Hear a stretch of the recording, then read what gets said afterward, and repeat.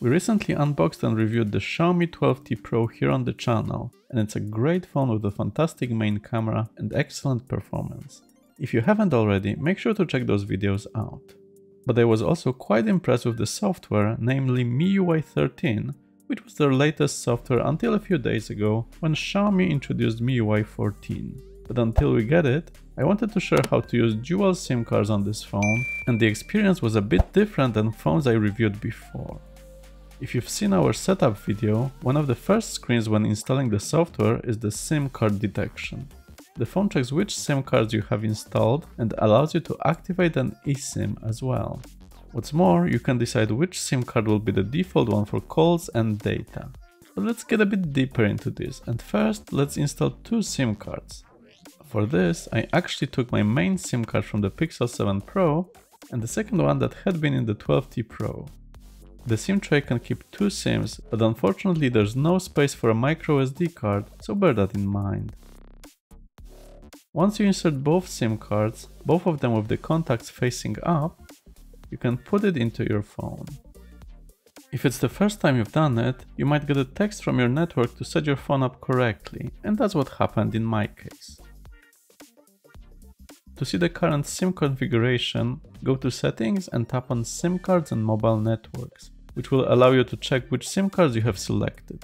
Clicking on one of them will allow you to switch it on or off, change the display number, which is what I did to not have it in our videos, or change the card name to something more memorable, like the word 3.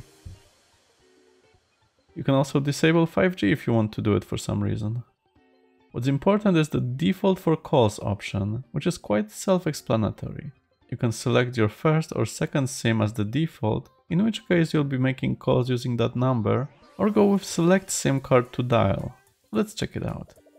If you don't have a default card selected, you'll be asked each time which SIM to use, which might be handy if you have a work card and a personal one. Luckily, you can remember the choice for the future for that number. Once you start calling, you'll see which SIM you're using. In this case, I'm using Lebara. Even more conveniently, there's a change SIM button while you're calling, which will stop the call and redial using your other SIM. Not sure I'd use it much, but it's there if you need it. If you pick a default SIM card, you won't be given a choice and you'll just use the SIM card you selected as default earlier. When it comes to answering phone calls, it's completely automated. So if someone calls my 3 card, I'll see that at the top of the screen. And the same thing happens when I get a call to my Lebara card. I don't have to do anything other than just pick the phone up. Really convenient. When it comes to data, you can also select the default SIM card, depending on which of your networks is faster or where you have more allowance. Maybe when you're abroad, you want to use a different SIM card to when you're at home. You can do it easily here.